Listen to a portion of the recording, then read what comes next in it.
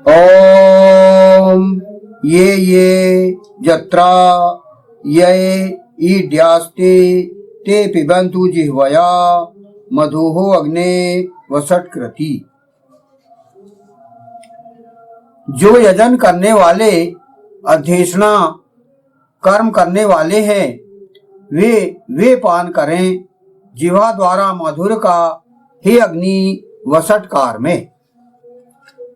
ये मंत्र लिया गया ऋग्वेद के प्रथम मंडल के 14वें सूक्त का यह अष्टम मंत्र है और इस अष्टम मंत्र के ऋषि हैं भगवान मेधातिथि काण्व और इस मंत्र के मुख्य विषय है विश्व दिवाहा अर्थात समस्त देवकर्म करने वाले।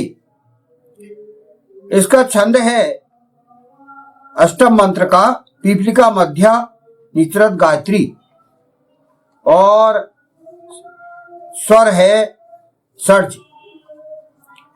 तो यहाँ पर क्योंकि इस 14वें सूक्त का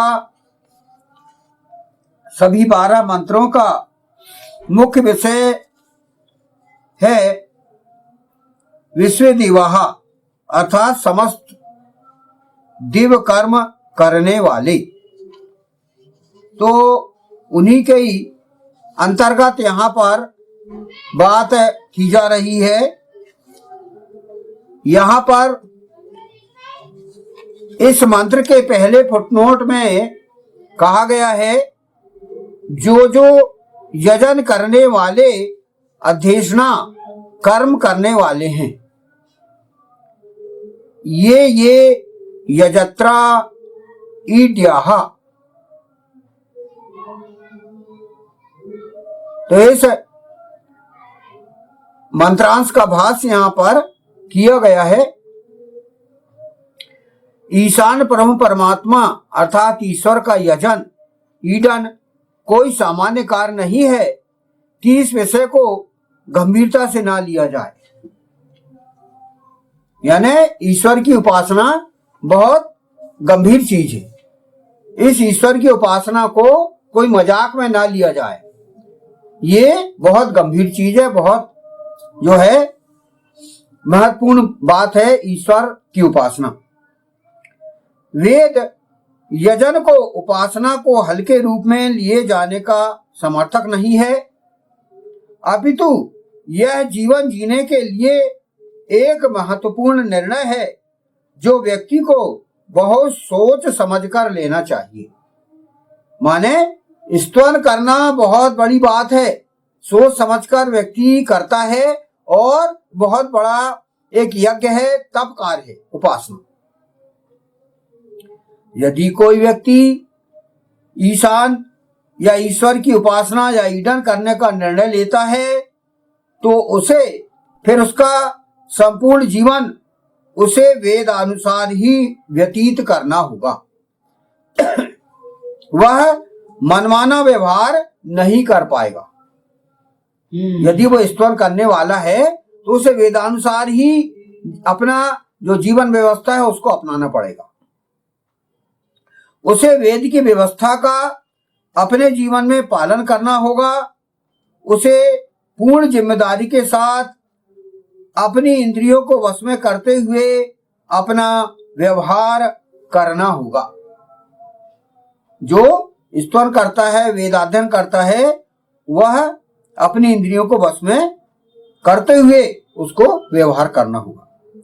तभी उसे समस्त लाभ और सुख प्राप्त होंगे जो एक यजन करने वाले को प्राप्त हुआ करते हैं।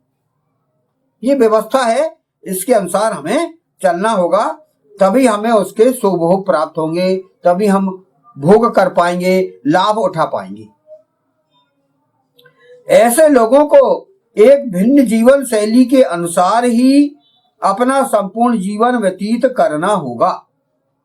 अतः वेद की यह विशिष्ट शैली है कि वेद कोई आचरण करने की सलाह देने के पहले यह स्पष्ट कर देता है कि व्यक्ति को इस हेतु क्या करना होगा।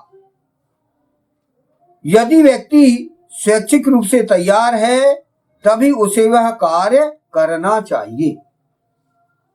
तो ये ईशान की उपासना, ईश्वर की उपासना कोई दबाव वाली बात नहीं है, कोई प्रेशर से कराने वाली चीज नहीं है, जैसे कि अन्य धर्म मतों में हम देखते हैं, सुनने में आता है। तो वैदिक व्यवस्था एक स्वैच्छिक व्यवस्था है, एक प्रजातंत्र को लेते हुए चलता है। लोकतंत्र, स्वतंत्रता ईशान परमात्मा ने दी है व्यक्ति को जीवन जीने के लिए। और जो व्यक्ति स्वेच्छा से स्वीकार करता है वेद की व्यवस्था को, जो यजन करता है, उपासना करता है, उसको ज्यादा अच्छे से लाभ होता है। क्योंकि दबाव में कार्य करने से व्यक्ति कोई लाभ नहीं उठा पाता। स्वेच्छा से जब तक वो ईश्वर की उपासना नहीं करेगा तब तक उसे कोई लाभ नहीं मिलेगा। तो स्वेच्छा से, अपनी इच्छा से, अपनी अंतरात्मा से स्वीकार करके उसे यजन करना चाहिए, वेदाध्ययन करना चाहिए। ये यहाँ पर बताया गया है कि जो यजन करने वाले अध्येषणा कर्म करने वाले हैं, यानी जो व्यक्ति अपनी इच्छा से स्वीकार करते हैं वेद को, उनको एक गंभीरता से कार्य करने के लिए कहा गया है। इसी मंत्र का दूसरा फुटनोट है, वे पान करें जिह्वा द्वारा मधुर का, हे अग्नि वसटकार में।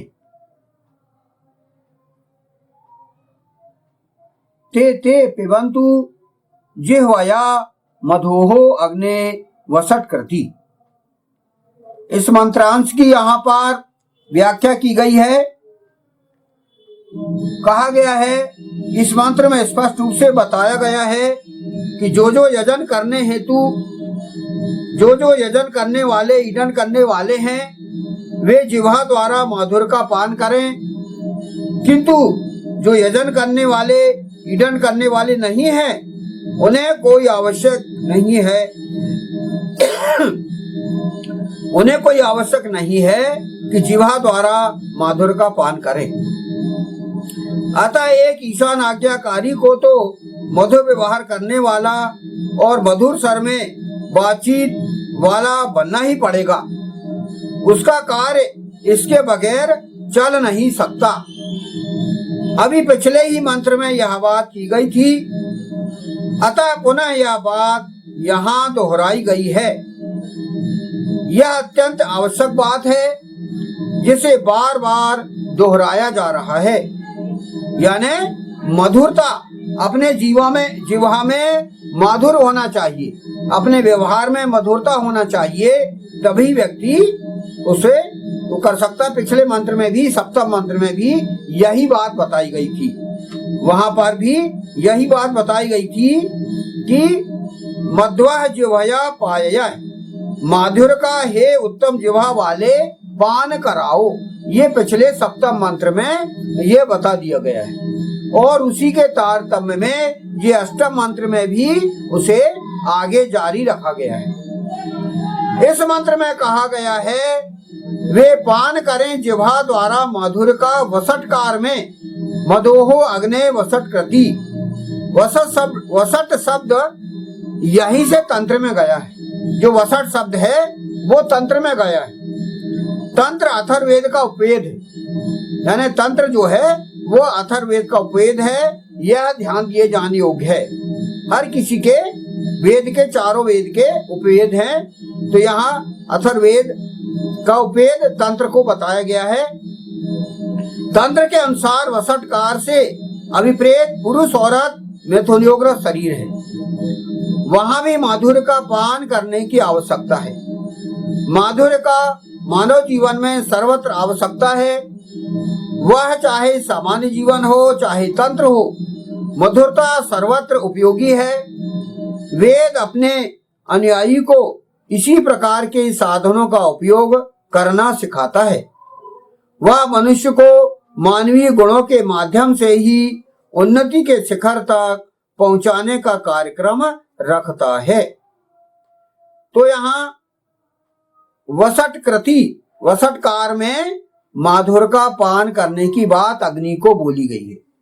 जो अग्नि जो है उसे बताया गया है। तो वसटकार जो है यहाँ पर स्पष्ट किया गया है, इससे अभिप्रेत है पुरुष औरत का मैथुन योगरत शरीर। तो चूंकि वसट शब्द है तो अथर्ववेद के उपवेद तंत्र के अंतर्गत इसे लिया गया है। तो जब व्यक्ति प्रजनन कर्म करे तो उस समय माधुर्यता से व्यवहार करे, पति पत्नी को मधुरता से व्यवहार करते हुए अपना जीवन यापन करना चाहिए, प्रजनन कर्म और दाम्पत्य कर्म करना चाहिए, ये इस मंत्र में बताया गया है। वैसे तो व्यक्ति को हमेशा ही अपने व्यवहार में मधुरता रखना चाहिए, लेकिन इस समय और विशेष ध्यान देने को कहा गया है। तो यहाँ पर ये मंत्र यहाँ पर इतना आपको बताया गया है और बहुत महत्वपूर्ण इस मंत्र में अष्टम मंत्र का यहाँ पर भाष्य समाप्त होता है। जो यजन करने वाले अध्येषणा कर्म करने वाले हैं वे पान करें जिह्वा द्वारा मधुर का ही अग्नि वसटकार में। ये यजत्रा ये इद्याह ते पिबंतु जिह्वया मधोः अग्ने वसटकृति।